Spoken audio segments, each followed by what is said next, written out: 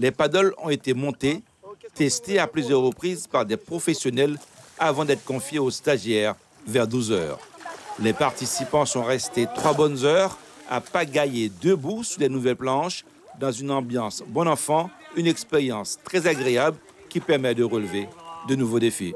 J'avais un premier challenge, c'est d'arriver à être assise dessus. Je pense que là, j'ai réussi. Mon prochain challenge, c'est d'arriver à être debout dessus.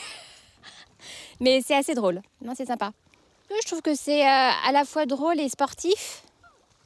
Et puis, voilà, on peut en faire un peu ce qu'on veut au final.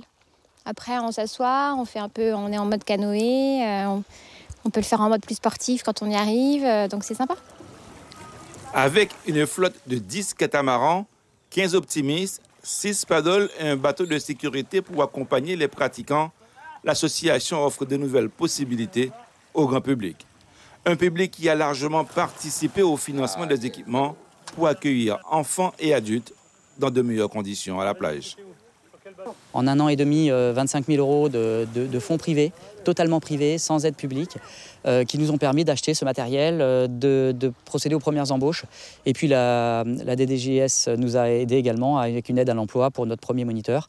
Nous avons maintenant un deuxième moniteur en CDI, en temps plein, et qui nous permet maintenant de recevoir vraiment tous les jours des adhérents et des navigateurs en herbe. Ça, donc on va bien faire attention à l'équilibre du bateau. Des jeunes de 6 à 15 ans qui ont bien intégré les consignes du moniteur, ils sont désormais prêts pour les premières leçons pratiques.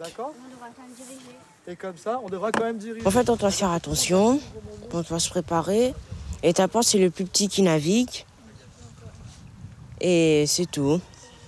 Avant d'aller dans l'eau, on doit mettre la crème solaire, mettre le gilet de sauvetage.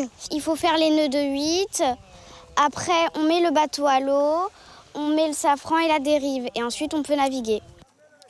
Avec ses futurs adhérents, l'association des pratiquants de catamaran espère doubler son effectif dans les prochaines années.